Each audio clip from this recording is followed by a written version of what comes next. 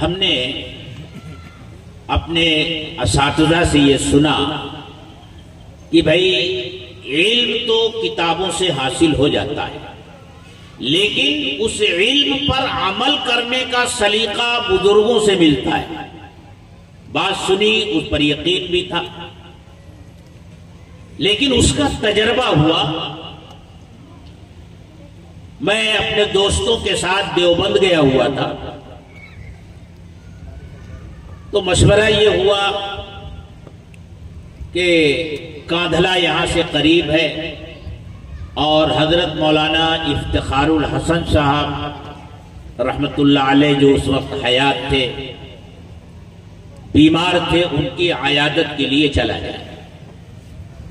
ہم لوگ ان کی خدمت میں حاضر ہوئے۔ بڑی نقاہت تھی، کمزوری تھی، بستر پر لیٹے ہوئے تھے، خود سے اٹھ نہیں سکتے تھے۔ تھوڑی دیر ہم لوگ وہاں بیٹھے، اور جب رخصت ہونے لگے تو میں نے عرض کیا کہ حضرت کچھ نصیحت فرما دیجیے۔ تو حضرت نے فرمایا، ہر ایک کے حق کو پہچانو، اس کو ادا کرنے کی کوشش کرو، اور خود تمہارے اوپر جو حق ہے تمہارا اس کو بھی پہچانو اور اس کو بھی ادا کرنے کی کوشش کرو۔ فرمایا سمجھے؟ اس وقت بات کچھ زیادہ سمجھ میں نہیں آئی، لیکن یہ احساس ہوا کہ حضرت انتہائی درجے کی نقاہت ہے، کمزوری ہے، بولنا مشکل ہو رہا ہے، دشوار ہو رہا ہے۔ ہم لوگوں نے کہہ دیا کہ ہاں حضرت سمجھ گیا۔ جب باہر نکلے وہاں سے اور اس جملے پر غور کیا تو پھر سمجھ میں آیا کہ حضرت نے تو پورے دین پر مکمل طور سے عمل کرنے کی نصیحت کر دی ہے۔ ہر ایک کے حق کو پہچانو، اللہ کے بھی حق کو پہچانو، اس کو ادا کرو، رسول کے حق کو بھی پہچانو، اس کو ادا کرو، اللہ کی کتاب کے بھی حق کو پہچانو، اس کو ادا کرو۔ جن لوگوں کا تم سے کوئی بھی تعلق ہے، کسی طرح کا بھی رشتہ ہے، اس رشتے کو پہچانو، اور اس رشتے کے واسطے سے جو حق تمہارے ذمے آتا ہے اس کو ادا کرو۔ تمہارے اوپر تمہارا جو حق ہے اس کو بھی پہچانو اور اس کو ادا کرو۔ پورا دین اس میں آ گیا۔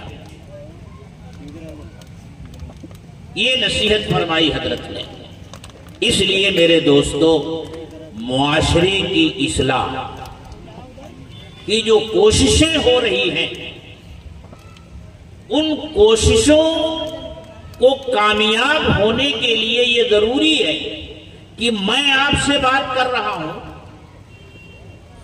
میرے مخاطب آپ بظاہر ہیں، لیکن ہونا یہ چاہیے کہ جو میں خطاب کر رہا ہوں سب سے پہلے اس کا مخاطب میں اپنی ذات کو بناؤں، اپنی ذات سے اصلاح کا کام شروع کروں، اپنے گھر والوں سے اصلاح کا کام شروع کروں، تو انشاءاللہ اصلاح معاشرہ کی یہ کوششیں کامیاب ہوں گی۔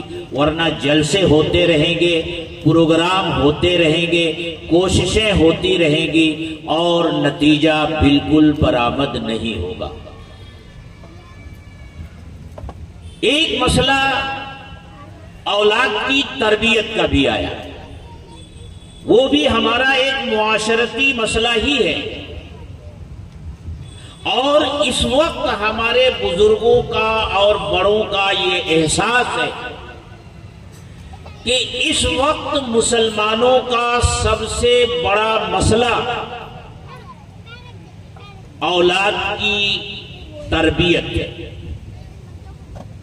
ان کی تعلیم ہے اور ان کی اسلامی تربیت ہے، خاص طور سے ان ملکوں میں جہاں مسلمان اقلیت میں ہیں، وہاں یہ ضرورت اور بڑھ جاتی ہے، کیونکہ جن ملکوں میں مسلمان اقلیت میں ہیں وہاں جو تعلیمی ادارے ہیں وہاں جو تعلیمی پالیسیاں بنتی ہیں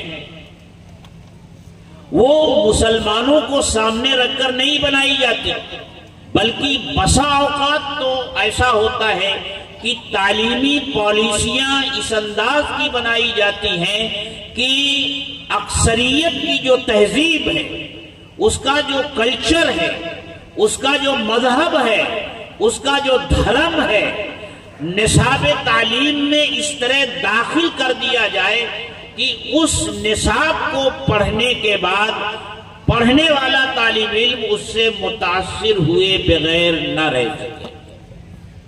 آج پوری دنیا میں یہی ہو رہا ہے، اس لیے مسلمانوں کی ذمہ داریاں بڑھ جاتی ہیں اپنی اولاد کے تعلق سے، اور یہ سب سے بڑا مسئلہ ہے اولاد کا۔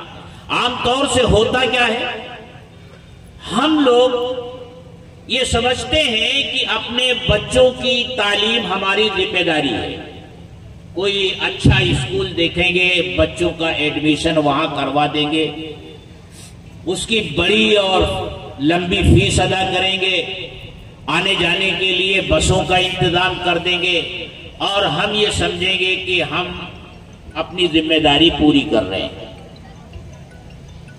یہ احساس نہیں ہوتا کہ بچہ جس تعلیم گاہ میں جا رہا ہے وہاں کا ماحول کیا ہے، وہاں بچے کی تربیت کس انداز میں ہو رہی ہے، اس کی فکر نہیں ہوتی، اور جب احساس ہوتا ہے تو اولاد ہاتھ سے نکل چکی ہوتی ہے۔ آدمی اپنی روزمرہ کی مصروفیات میں اتنا مشغول رہتا ہے، اتنا مصروف رہتا ہے کہ اسے اولاد کی طرف توجہ دینے کا موقع نہیں ملتا۔ اس لیے اس وقت ہمارے بڑوں کا، ہمارے بزرگوں کا ایک احساس ہے جو میں آپ تک پہنچانا چاہتا ہوں۔ ایک وقت وہ تھا جب انگریزوں نے اس ملک پر قبضہ کیا تھا، اور 1857 کی جنگ آزادی کے بعد جس طرح انگریزوں کا قہر و غضب پورے ہندوستان پر خاص طور سے مسلمانوں پر ٹوٹا تھا، نوابیاں چھین لی، جاگیریں چھین لی، اس وقت جو مدرسے ملک میں تھے وہ نوابوں اور جاگیرداروں کے رحم و کرم پر چلتے تھے، وہی چلاتے تھے۔ جب جاگیریں نہیں رہ گئی، نوابیاں نہیں رہ گئی، تو مدرسے اجڑ گئے، خانقاہیں تباہ اور برباد ہو گئی۔ اس وقت ہمارے بزرگوں نے ہندوستانی مسلمانوں کو ایک نعرہ دیا تھا، مدرسے قائم کرو، ہر حال میں مدرسے قائم کرو، پورے ملک میں مدارس اسلامیہ اور مکاتب دینیہ کا جال بچھا دو۔ الحمدللہ مسلمانوں نے بزرگوں کے اس پیغام کو اس طرح قبول کیا کہ یہ مدارس اسلامیہ اور مکاتب دینیہ ہندوستانی مسلمانوں کی شناخت اور پہچان بنے۔ اس طرح اس کی شناخت اور پہچان بنے کہ دنیا کے کسی دوسرے ملک کا مسلمان اگر کسی وجہ سے دوسرے ملک میں جا کر رہائش اختیار کرتا ہے تو وہ مسجدیں تو بناتا ہے، مدرسے نہیں بناتا، لیکن ہندوستان کے مسلمانوں کا یہ مزاج بن گیا ہے کہ وہ ہندوستان سے نکلنے کے بعد، بر صغیر سے نکلنے کے بعد دنیا کے جس گوشے میں بھی گیا، یورپ میں گیا، امریکہ میں گیا، افریقہ میں گیا، اس نے وہاں مسجدیں بھی بنائی، مدرسے بھی بنائے۔ یہ مدرسے شناخت بن گئے، اور الحمدللہ ان مدرسوں نے اس ملک میں بلکہ بر صغیر میں جو کچھ نظر آ رہا ہے مسلمان اپنی شکل و صورت میں، اسلامی شکل و صورت میں اپنی شناخت اور اپنی پہچان کے ساتھ، وہ انہی مدارس اسلامیہ اور مکاتب دینیہ کا فیض ہے اور ان کی دین ہے۔ اس وقت بزرگوں نے یہ پیغام دیا تھا۔ آج کی صورتحال بالکل مختلف ہے۔ 2019 میں جو تعلیمی پالیسی آئی رائٹ ٹو ایجوکیشن کے نام سے، اور اس میں 6 سال سے لے کر 14 سال کے بچوں کے لیے اسکول کی تعلیم کو لازمی قرار دیا۔ اس وقت بھی ہمارے بزرگوں نے یہ کہا تھا کہ اب ہوش کے ناخن لو، تمہارے مدارس اور مکاتب میں جو مروجہ نظام تعلیم ہے اس میں تبدیلی لاؤ۔ لیکن اب جو تعلیمی پالیسی آئی ہے وہ کتنی خطرناک ہے۔ جانکار حلقوں کا یہ کہنا ہے کہ اگر اس تعلیمی پالیسی کے حوالے بچوں کو کر دیا گیا اور ہم نے الگ سے ان کی دینی تعلیم اور اسلامی تربیت کا انتظام نہیں کیا، تو 20 اور 22 سال کے بعد جو نئی پود ہمارے سامنے آئے گی وہ نام کی تو مسلمان ہوگی لیکن ذہنی اور فکری طور سے وہ مرتد ہو چکی ہے۔ اس لیے اس وقت ہمارے بزرگوں کی ایک ہی آواز ہے کہ اے ہندوستانی مسلمانوں، جب تم اپنی دینی تعلیم کے لیے مدرسے قائم کر سکتے ہو تو کیا تم عصری تعلیم کے لیے اسکول اور کالج قائم نہیں کر سکتے؟ اپنے اسکول بناؤ، اپنے کالج بناؤ،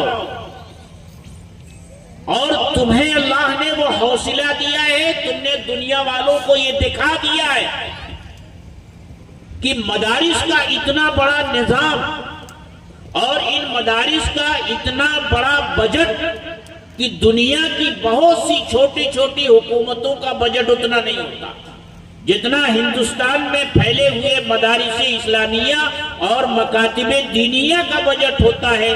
تم اپنی حلال کمائی سے ان کو چلا رہے ہو تو کیا اسکول نہیں چلا سکتے؟ ہر میڈیم کا اسکول چلاؤ۔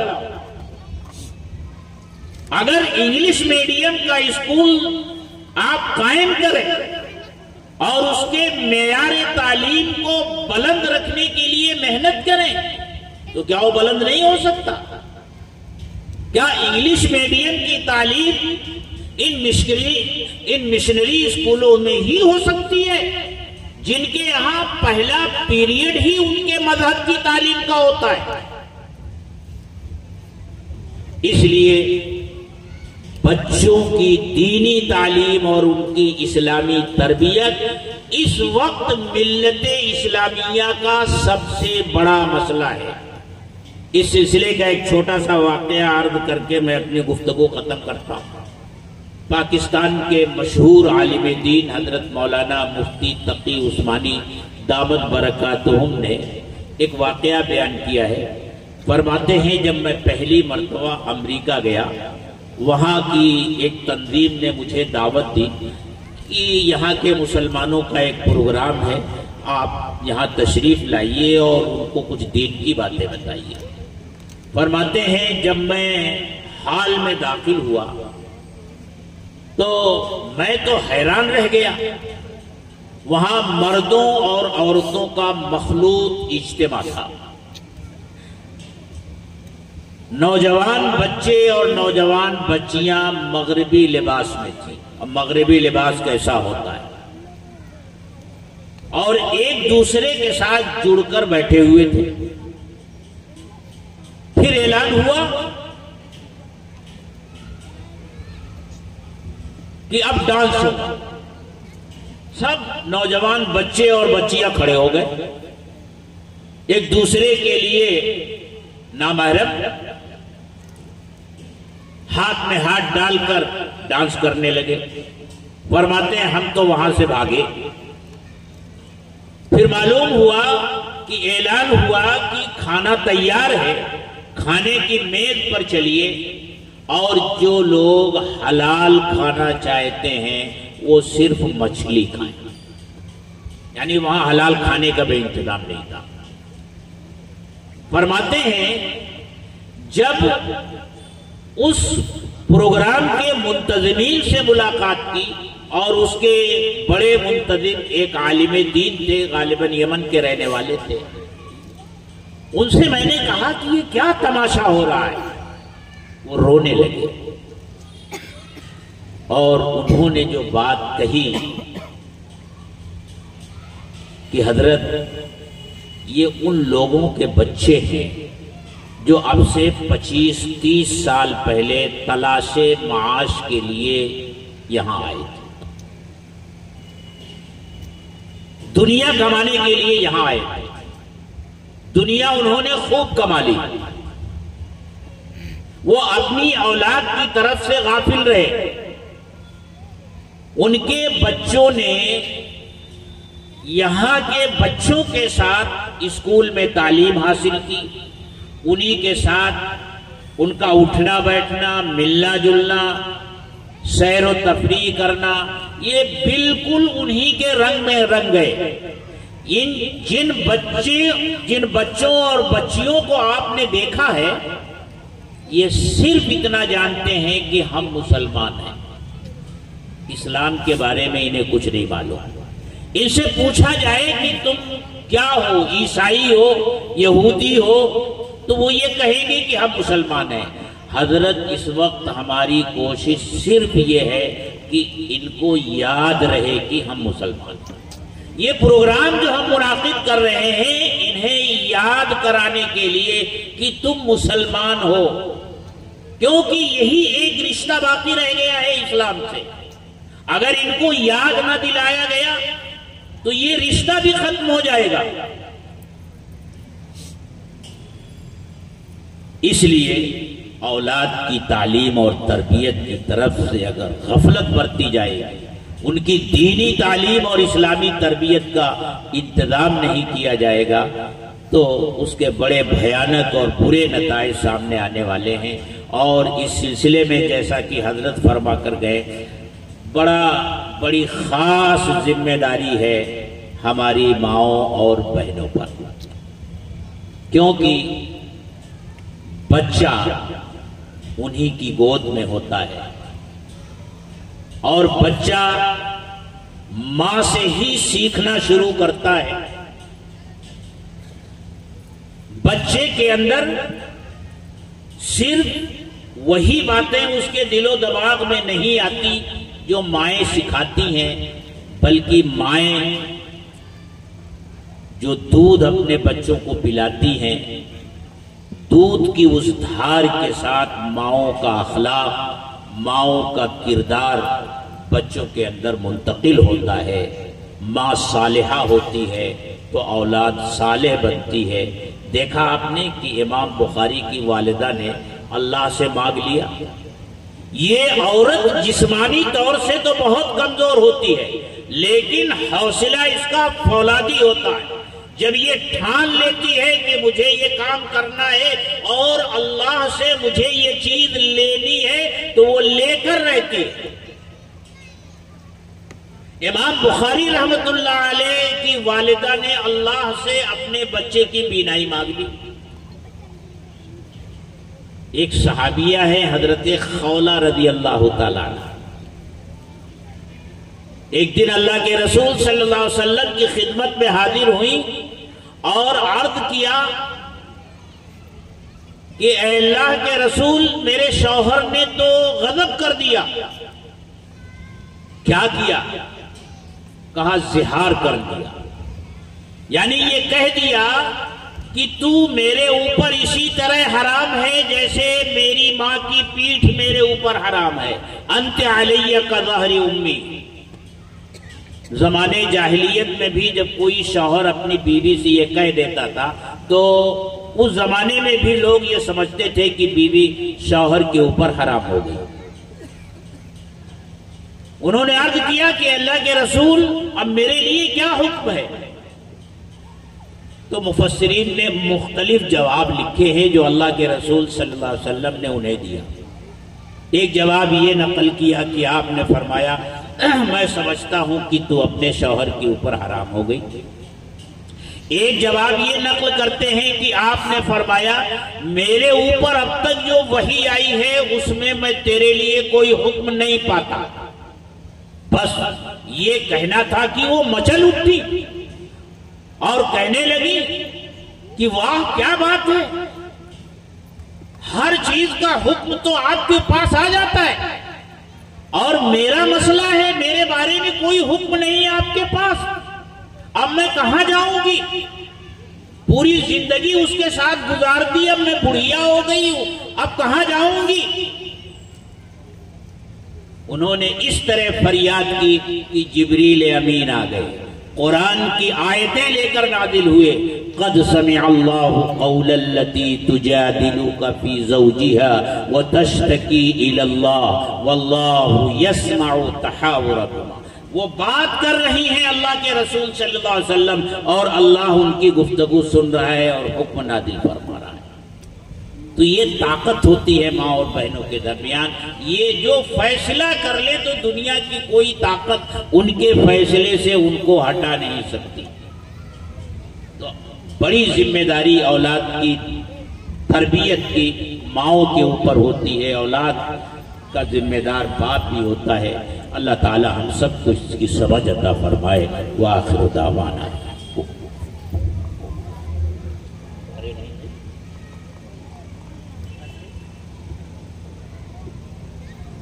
الحمدللہ رب العالمین والصلاة والسلام علی سید المرسلین وعلی آلہ وصحبہ اجمعین. اے اللہ ہم سب تیرے گنہگار بندے ہیں، ہمارے گناہوں کو معاف فرما، ہماری خطاؤں سے درگزر فرما. اے اللہ اپنی مرضیات پر چلنے کی توفیق عطا فرما، نامرضیات سے ہم سب کی حفاظت فرما. اے اللہ اپنی محبت عطا فرما، اپنے رسول کی محبت عطا فرما اور اپنے دین کی محبت عطا فرما. اے اللہ ہماری زندگیوں کو سنت کے نور سے منور فرما، ہمارے گھر کو سنت کے نور سے منور فرما، ہمارے معاشرے کو سنت کے نور سے منور فرما. اے اللہ جو کمزوریاں اور جو کوتاہیاں ہوئی ہیں اے اللہ ان کو معاف فرما دے اور اپنے دین پر چلنا ہمارے لیے آسان بنا دے، رکاوٹیں دور فرما دے. اے اللہ ہر طرح کی جسمانی اور روحانی بیماریوں سے ہماری حفاظت فرما. ربنا تقبل منا انک انت السمیع العلیم وتب علینا انک انت التواب الرحیم. وصلی اللہ تعالی علی خیر خلقہ محمد وآلہ واصحابہ اجمعین. آمین برحمتک.